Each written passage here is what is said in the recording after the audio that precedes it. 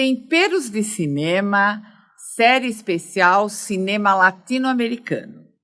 Aliás, a América do Sul, a América Latina, tem uma filmografia muito rica, né? As produções argentinas, uruguaias, então tem coisa muito bonita aqui. Muito rica e muito... Assim, a gente tem uma convivência com a cultura que é muito interessante. E quem está aqui, mais uma vez, para comentar comigo, é o nosso amigo do Temperos de Cinema. Eu já considero ele um amigo do Temperos de Cinema, o Rafael Amaral.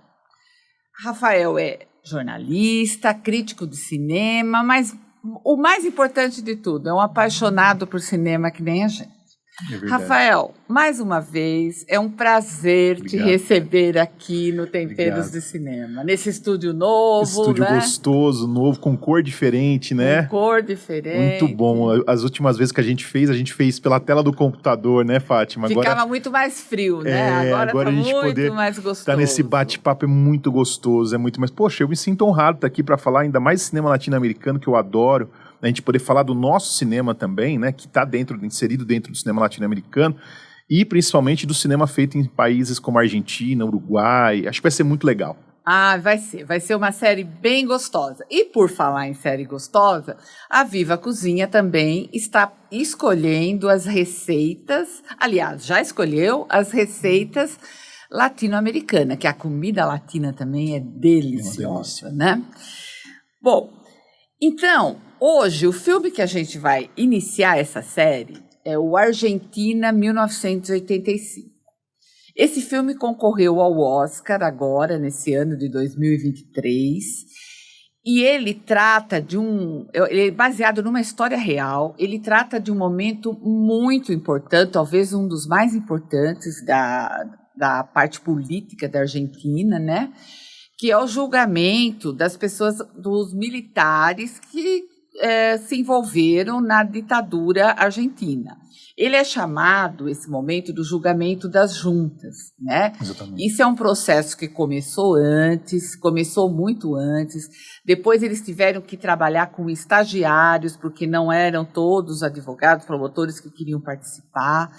Foi um dos julgamentos mais longos da história, né? É uma coisa assim, foram mais de 500 horas de julgamento e que teve um final que, às vezes, a gente aqui no Brasil morre de inveja. Exatamente. Eu, pelo menos, morro, exatamente. Né? Então, esse filme tem muito que ser comentado. Rafael, antes da gente falar desse filme, como a gente já falou um pouquinho na abertura, eu queria que você falasse um pouco do cinema latino-americano. Claro. Eu gosto, né, como eu disse, muito desse cinema. É um cinema muito rico, muito variado. É um cinema que você vai encontrar particularidades em determinados países, muito diferente de outros países, né? Veja, por exemplo, o abismo que separa o cinema argentino do brasileiro, né? Como são tão diferentes. Até o modo de fazer comédia, o humor argentino, ele é muito diferente do humor brasileiro. Isso sem falar que no Brasil você tem, né, diferentes cinemas em diferentes regiões também, né? É muito difícil precisar isso. Mas a gente acaba lembrando, quando a gente fala América Latina, a gente que é brasileiro, a gente acaba lembrando do Brasil, obviamente, e a gente acaba lembrando muito da Argentina, porque tem uma produção muito legal, muito forte, e que chega até nós. Mas é bom lembrar que tem outros países também que têm produções interessantes, sim, né? Sim. A gente vai até ter a oportunidade de comentar um filme do Uruguai, que é uma produção do Uruguai, que tem filmes muito interessantes. Países menores, por exemplo, como o Peru, né? Tem filmes, tem filmografia, tem filmes interessantes. Vamos lembrar de um filme peruano que foi super premiado, você já deve ter visto, chamado A Teta Assustada. Sim. Um filme da Cláudia Llosa, que foi muito premiado, ganhou o prêmio, acho que foi em Berlim, né? O Urso de Ouro. Enfim, a filmografia latino-americana ela é muito rica, muito vasta, só que ela carece de um problema um pouco parecido com o do Brasil, que é chegar até nós, né? Eu acho que o streaming tem ajudado, né? Grandes estúdios como Netflix, Amazon estão produzindo conteúdo a nível local para países da América Latina, não só filmes, mas séries muito interessantes. Então a gente está vendo um conteúdo chegar com força maior graças às plataformas de streaming. Mas eu ainda acho que o cinema um pouco que navega um pouco fora do circuito comercial, digamos assim, ele ainda sofre um pouco para chegar. Hora ou outra a gente vê alguma coisa chegando. Ano passado veio um filme fantástico também da Argentina para cá, eu não sei se você viu, e também fala sobre ditadura, é muito bom, chamado Azor. Não É um vi. filme fantástico, fantástico, tão bom quanto o Argentina 1985, mas com um outro olhar da ditadura, o momento da ditadura argentina em que a ditadura ela tá ainda ocorrendo. Né? É a história de empresários convivendo junto com a ditadura argentina. É fantástico esse filme. E o sucesso total de público, de crítica, que foi o Argentina em 1985. Então a gente ainda tem acesso mais ao filme nacional e ao filme argentino, mas eu acho que tende a melhorar isso, viu, Fátima? Eu acho que tende a chegar mais. Eu tenho um pensamento, até queria ouvir sua opinião sobre isso. Não sei se é correto, né? Mas sem juízo de valor. Só que a gente percebe que o filme, principalmente o argentino, ele chega mais nos grandes festivais, né? Ele várias vezes já chegou ao Oscar, já ganhou o Oscar, inclusive. Ele chega mais nos grandes festivais, ele é mais conhecido. Tudo bem, pode ser um trabalho de marketing, mas eu acho também, às vezes, observando os filmes, que os roteiros latino-americanos, eles são, de alguma forma, mais universais. São menos regionalizados. Menos regionalizados. Então, é tem filmes muito bons brasileiros, mas que fora do Brasil, às vezes, não faz muito sentido. Né? E eu vejo que no argentino não tem muito isso. Você concorda comigo? Sim, eu concordo. Eu acho que, inclusive, e a gente volta àquela questão de falar do humor, né? Eu acho que o humor argentino, eu até já falei isso outras vezes, eu acho que às vezes ele se parece um pouco com o humor italiano, ele consegue fazer um humor universal, gostoso, e que acaba agarrando o público de uma forma bem interessante. Mas eu concordo com você, é que tem cineastas que trabalham com uma linha mais autoral, que fogem um pouco desse cinema, mas a Argentina, ela consegue fazer um cinema comercial e ao mesmo tempo questionador, e ao mesmo tempo adulto, ao mesmo tempo uma plateia mais crítica, de uma forma muito legal. O Filho da Noiva é um exemplo. O Filho da Noiva, os filmes do Campanella, né? Ele poderia se passar em qualquer país. Lugar, exatamente. Vamos lembrar que o próprio O Segredo dos Seus Olhos, que foi um ganhador do Oscar, teve uma refilmagem norte-americana. Sim. Isso mostra né? E veja que interessante, O Segredo dos Seus Olhos é um filme que fala muito de paixão local também. A questão do Boca Juniors. Quando eles adaptaram esse roteiro, né, esse texto para os Estados Unidos, eles tiveram que levar para uma paixão de lá, que é o futebol americano, eles inverteram. Mas a base geral do roteiro, ela pode ser tranquilamente adaptada. Tem isso. Agora, imagina só, fica muito difícil muitas vezes. Como que você vai adaptar um filme como O Som ao Redor, por exemplo, lá fora? Vamos pegar um exemplo aqui. Cidade de Deus. Cidade de Deus. É muito regional. Você está falando de um aspecto local, de uma cultura local, onde acontece aqui. É difícil, né, ter essa adaptação. Mas, de qualquer forma, eu acho que o argentino, ele sabe vender muito bem o filme dele também, né? Ele sabe trabalhar, ele sabe como vender esse filme. O argentino, ele tem uma grande estrela chamada Ricardo Darín, eu acho que isso faz diferença. A gente vai Ricardo Darín, ele consegue trafegar. A língua espanhola, eu acho que ajuda também, porque você acaba tendo uma penetração maior na Europa. Então, assim, eu acho que tem vantagem, não sei se é vantagem a palavra certa, mas eu acho que tem algumas ferramentas que o cinema argentino consegue trabalhar muito bem, dialogar muito bem com os públicos. E eu acho que o humor, as histórias universais, como você colocou, tudo isso vai ao encontro. Acho que tudo isso ajuda e fomenta o cinema argentino. Lembrando que o cinema argentino não é diferente de outros países que também tem ajuda de recursos estatais, tem ajuda do governo. É um cinema que, sim, né, e que vende muito bem a cultura argentina, né? Veja quão bem eles colocaram a questão da ditadura e mostrando que eles são uma democracia com um filme como Argentina 1985, né? Como as pessoas de fora começam a ver a Argentina até com outros olhos, quem não conhece a história da Argentina. E isso é um bem cultural, um patrimônio cultural que não é impagável, né? Valor nenhum paga isso fora do país. Então essa é mais uma vantagem de você investir em cinema. Exatamente. Né? Mais uma vantagem aí.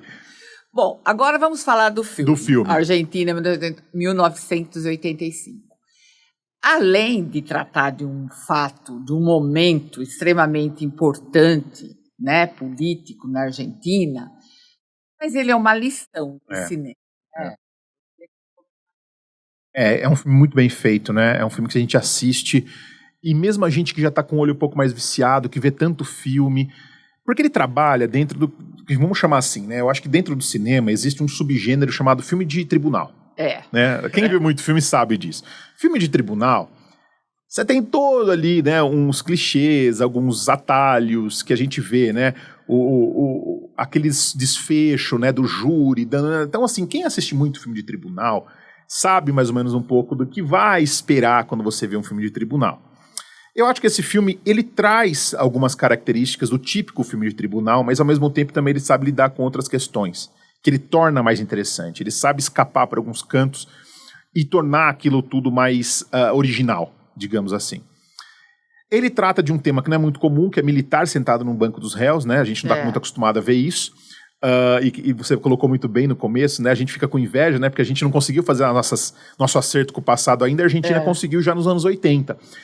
E eu acho que o filme ele é muito feliz em todas as escolhas que ele faz. Na dosagem do drama com a comédia, ele tem também um pouco de humor, vamos lembrar, né? Que tem também um pouco de humor injetado ali, situações que acabam sendo engraçadas e que nunca permitem que você perca de vista a seriedade do tema, que nunca escapa. O filme ele tem um personagem que é digamos que o personagem do Ricardo Darín, vamos explicar, né? Que é o promotor, né, ele tá em transformação, porque quando começa o filme ele é um cara mais cínico, é um cara que não quer pegar aquele caso, ele é meio que um boi de piranha, né, parece que estão querendo jogar o caso pra ele, tipo assim, né, ninguém quer pegar aquele caso, acaba ficando com ele, meio com a contravontade, e ao longo do filme ele se transforma, né, aquele herói vai se transformando. Ele se envolve, Ele se envolve, e quando chega no fim do filme, peraí, ele é outro personagem, então tem toda uma transformação de personagem ali também, que eu acho que é muito interessante, a forma como o roteiro e o diretor trata isso, né? O Santiago Mitre, né? Que é o diretor do filme. Que, por sinal, escreveu o roteiro de um filme bem legal da Argentina também, chamado Abutres. Um filme com o próprio Ricardo Darín. O Santiago escreveu o roteiro desse filme, que é do Pablo Trapeiro, que é um diretor bem interessante também, que tem filmes bem legais. E no Argentina 85, o personagem se transforma. Você tem a questão do núcleo familiar, que o filme também não perde de vista. A questão do filho, que vai ter uma importância depois lá na frente, que vai ser a criança que fica olhando os caras dentro do restaurante lá, né? Aquilo foi uma sacada incrível do roteiro, né? Porque a criança, a gente meio que vê o desenlace pelo olhar da criança, né? Tem a questão da esposa e tem a questão do colega dele, que está trabalhando no caso com ele, e o fato deles trazerem os jovens estudantes para lidar com o caso. Isso é muito simbólico, porque, né, a juventude ela tem uma representação muito forte no filme, né? Essa coisa de uma Argentina que está indo para um outro caminho, uma outra geração que quer deixar aquele... Né, não quer esquecer aquilo, mas quer julgar aquilo e tratar o passado como ele tem que ser tratado. Né? Então acho que o filme trabalha com essa questão simbólica de uma maneira muito, muito forte. Ainda, volto a dizer, ainda que ele tenha características do típico filme de tribunal, ele consegue, com o seu humanismo, eu acho que se sobrepõe e é um filme muito, muito legal. Muito legal. Realmente. É emocionante, vários momentos do filme, quando termina você fala, poxa, né? Veja que a Argentina já fez filmes... Veja que curioso, né? Os dois filmes argentinos que ganharam o Oscar de filme estrangeiro são filmes que falam da ditadura, né? Eles têm isso de... Eles põem o dedo na ferida, né? Eles voltam.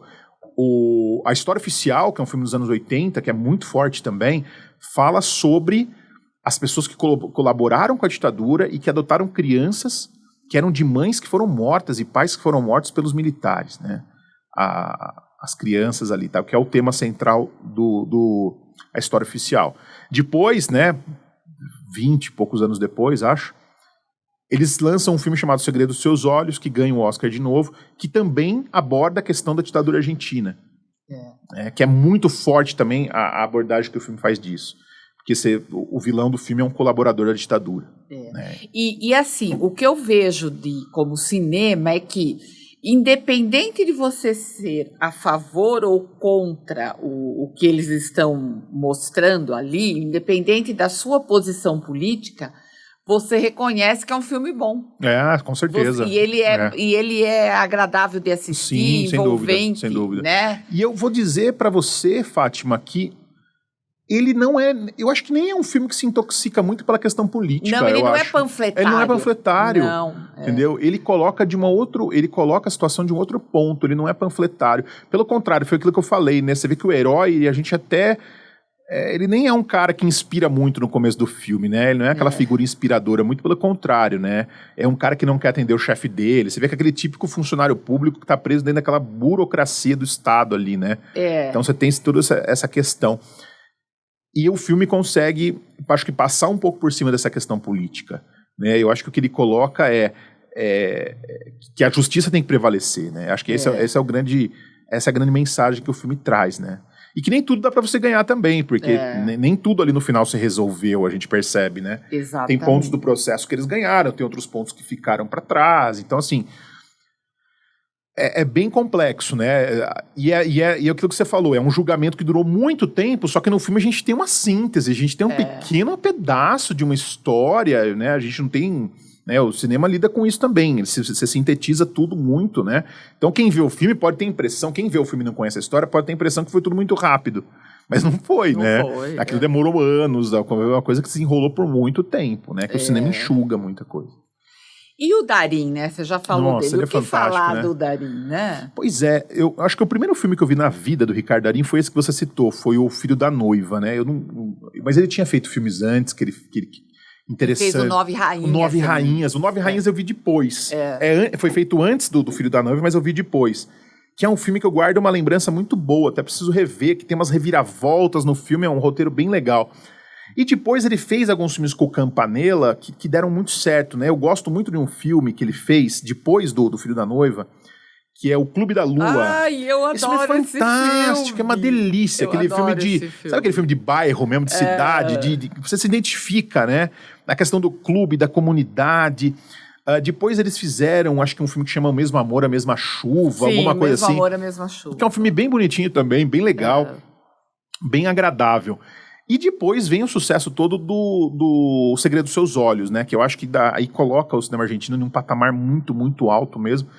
Aquele ano, inclusive, quando a Argentina ganhou o Oscar, até o último momento eu achei que não ia dar, a Argentina, porque eles estavam concorrendo com um filme muito forte, que era Fita Branca, um filme muito bom, um alemão, né, germânico, e que tinha ganhado Palma de Ouro em Cannes. Eu falei, nossa, né, vai ser difícil bater. E bateram o alemão, então assim, foi algo realmente incrível o que a Argentina conseguiu. Mas não só o Campanella, não só o Darín, mas vamos lembrar que o Darín também trabalhou em outros filmes de diretores fantásticos. O próprio Pablo Trapeiro, que eu citei aqui, né, que ele fez o Abutres com o Pablo Trapeiro, ele fez também aquele Elefante Branco, que é uma história de uma favela na Argentina, né, que é a maior favela da América Latina, que falam que fica na Argentina, que é uma chamada de Elefante Branco, tal, que ele faz o papel de um padre que atua ali.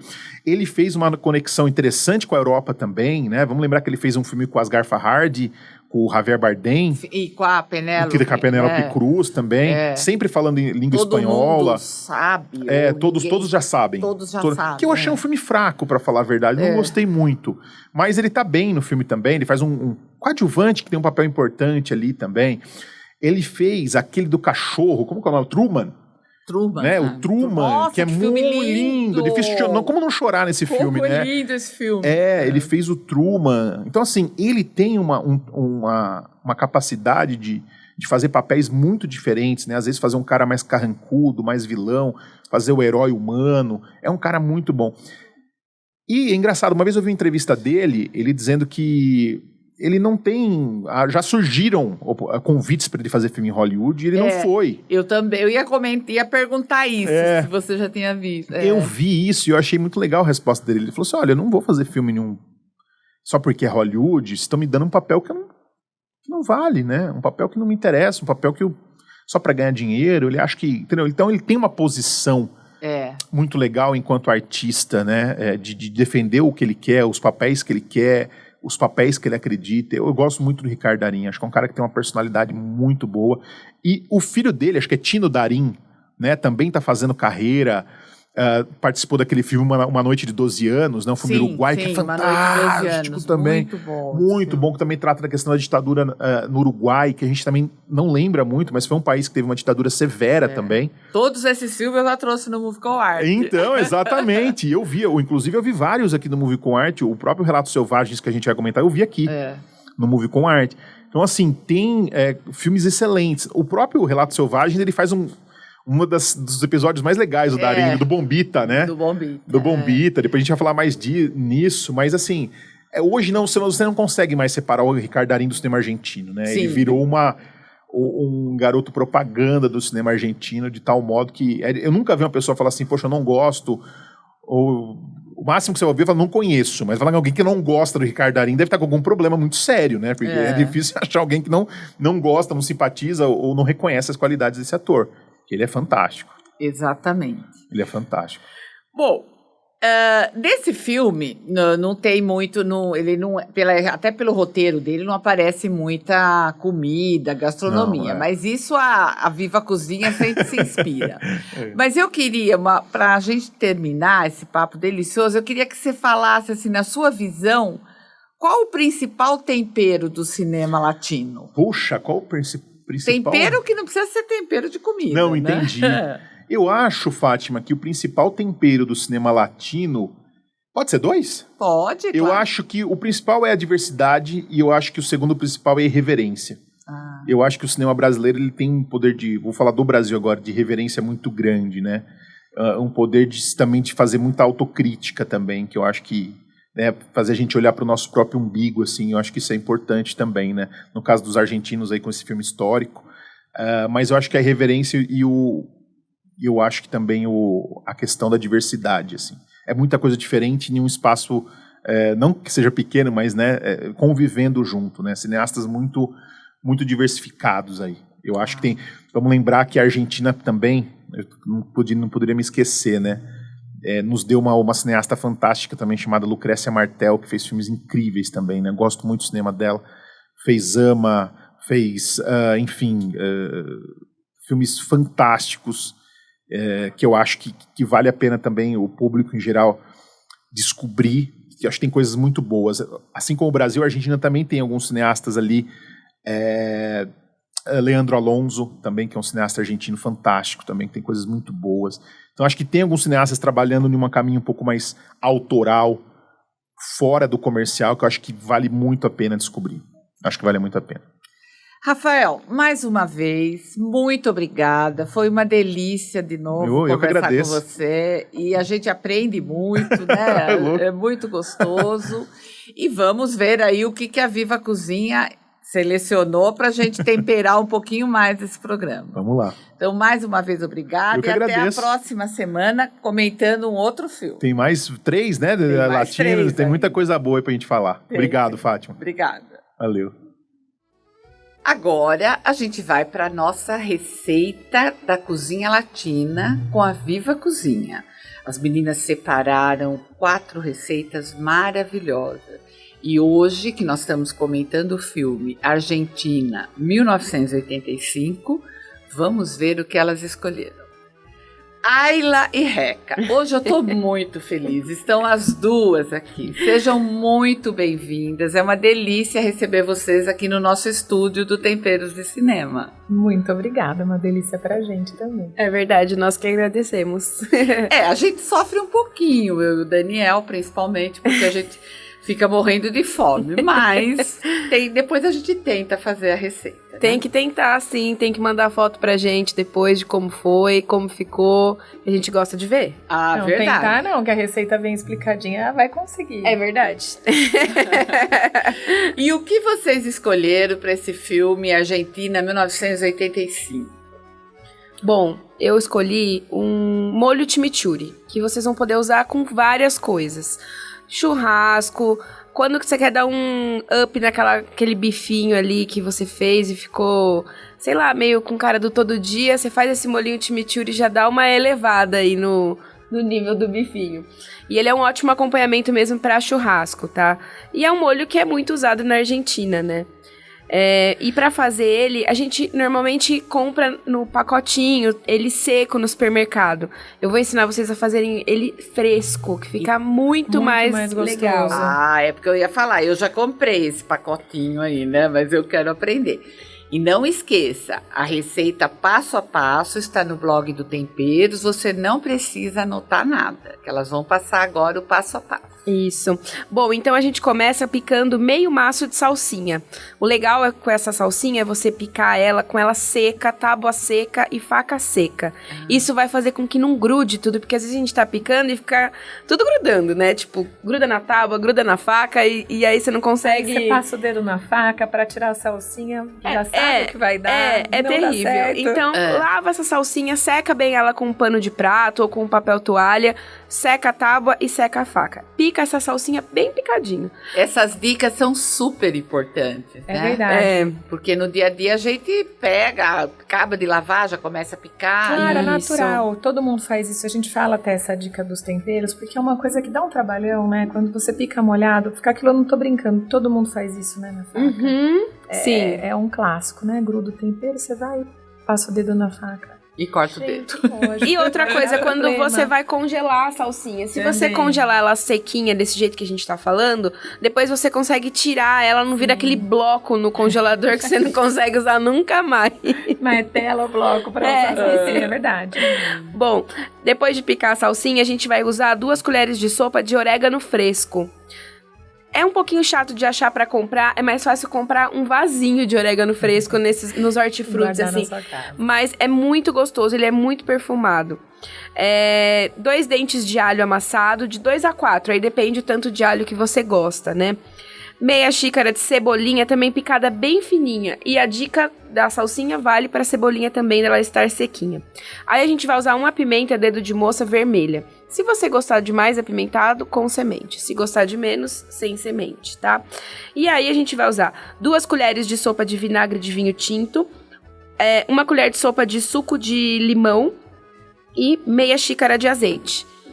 Tempera esse molinho com sal e pimenta do reino e tá pronto. Esse molinho pra acompanhar as carnes fica uma delícia. É muito fresco, é muito gostoso. E ele dura bastante na geladeira. Ele dura porque ele é uma conserva, né? E como tem bastante azeite, tem sal, tem limão ali, ele vai durar bastante. Mas assim, até com pão no churrasco é gostoso. E essa dica de congelar as ervas é muito legal também, né, Ayla? Sim. Porque você embala ali pra cortar, é muito mais fácil você ter isso congelado, né? Você separa uma quantidade, você já começou mesmo, dá super certo. As pessoas torcem um pouco o nariz quando a gente fala sobre isso, mas é super útil. Fica prático bem no legal. dia a dia, né? Continua verdinha. Uhum.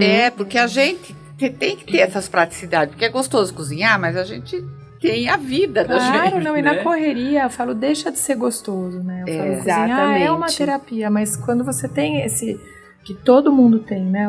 O dia a dia ali, a correria, o horário, se torna uma tarefa desagradável, você fica muito tenso. Se você tem que fazer todo o preparo, 100%, todo dia, é desnecessário. Você consegue deixar algumas coisas adiantadas, eu acho que isso faz muita diferença no gosto que a gente toma pela cozinha. Acho que muda a forma como você se relaciona com essa... Mas muito interessante, porque eu gosto muito de chimichurri, mas eu sempre comprei o pacotinho. Né? Então agora... Não, faz o chimichurri fresco, você vai ver, no churrasco é sucesso garantido. Bom, meninas, muito obrigada mais uma vez. E a gente, a semana que vem, vamos estar aqui novamente falando de outra receita latina. Sim.